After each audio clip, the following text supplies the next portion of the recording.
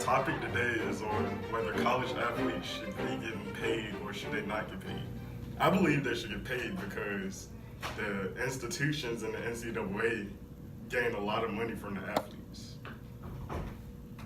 Well, on that notice, they do gain money from primary athletes, but if you feel though they should get paid, how would they be able to split that pay equally between each and every individual on each team? For instance, if I'm playing soccer, I'm going to be mad that Zion Williamson at Duke is getting paid we'll be getting paid 10 times more money than me. Like we're both on D1, we're both D1, we're both scholarship players. At the end of the day, we're student athletes first. So why is it that wouldn't be fair? It definitely wouldn't be fair, but I think something they could do is like $200, $300 a month. And it could come from the concession stands, the money they make for programs, or any other memorabilia that's in like their souvenir shops. I guess you could say that, but on top of that, from them getting that money from the concession stands, they already get money as being a scholarship player. They get stipend checks. Like I personally know someone that's close to me that plays football for Liberty, and he gets $1,400 a month. And just looking at that, I feel as though he doesn't need more money. All you have to do, if you budget your money right and save it, you can get anything you want within 3 to 4 months. You don't need extra money for real. Like when you're on scholarship, you already have a meal plan. Your books are paid for. Your tuition is paid for. That's just extra money. You got $1,400 a month. Anybody in any situation, any college, D1, D2, D3 would love to have that $1,400 a month. That's more money than some people with high-paying jobs make. Mm-hmm. But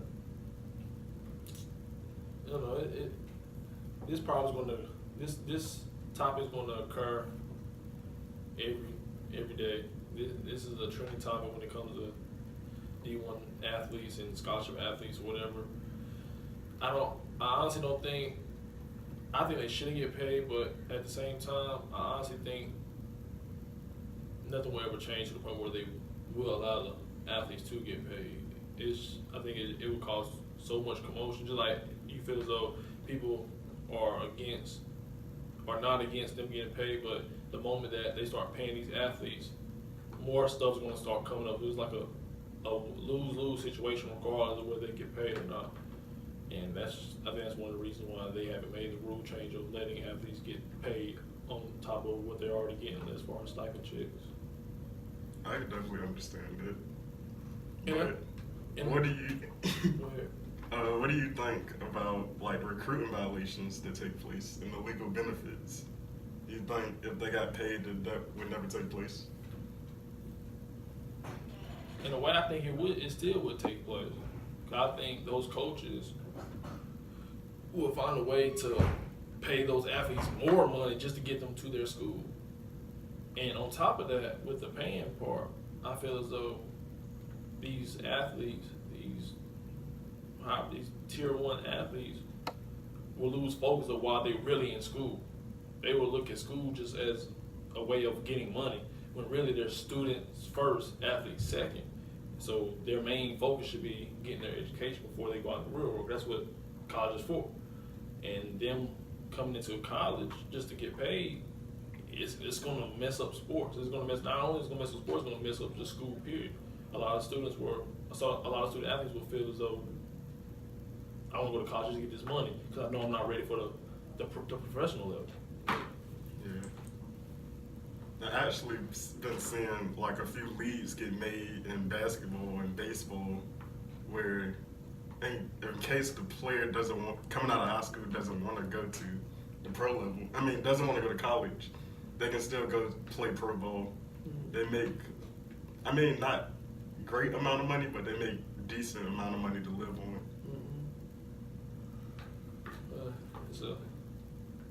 Like I said, this will always be up in the air for debate, for discussion between higher ranked people as far as like administrators and people who are over the NCAA. But I don't know what. I don't know which direction the sports will go into. It probably would actually never take place in our lifetime. If it actually did happen, we probably wouldn't be living. And I also want to know if student athletes were to get paid, well, like, would tuition go up higher for the ones that do have to pay, or that are not on scholarship? Like, how would they be able to find a way to give out all this money but still bring money in? You know what I'm saying? That's actually a good question. I actually never thought about that. Right. I mean, there's only so much. Like, I'm pretty sure if Duke is playing Syracuse at Madison Square Garden, that game gets sold. That's one of the highest rated games each year. They're not gonna just give all that money to basketball. I'm pretty sure they're gonna equally disperse that between each and every sport. At least I would think so, anyway. But then again, that goes back to what I said earlier. If they do keep that money for themselves for that particular sport, other coaches may start to feel like that's not fair because they get all the TV time versus a swimming team that doesn't get any type of swimming time, any type of TV time at all. Only like during tournament time. You're right, but they're all scholarship athletes. Like, I think it would all come down to just fairness, and I don't think it could be equally distributed out to each and every team. That's why I feel like they should not get paid. I definitely understand that now that I said what I had said at first about them evenly giving money through the concession stands. Because, like, if I'm football and my players make all that money, I would kind of be mad if you go give that to a soccer team or a tennis team because they didn't do anything to make it. It's, like I said, it's a crazy world out here. Things change every day.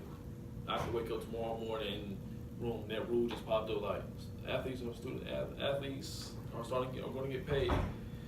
You never know. They shouldn't get paid. Another reason why they shouldn't get paid, I think I might have said this already. But another reason why they shouldn't get paid is because they're technically amateurs. They're not professionals yet. They have to work their way up to that point.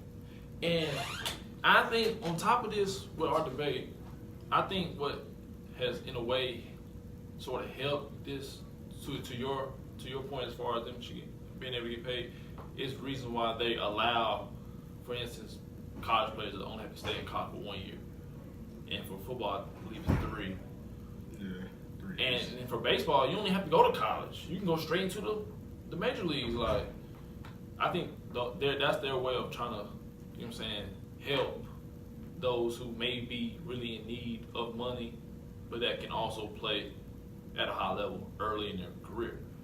And I think that's the closest we'll ever get to them being able to get paid so quick, so fast, straight out of high school.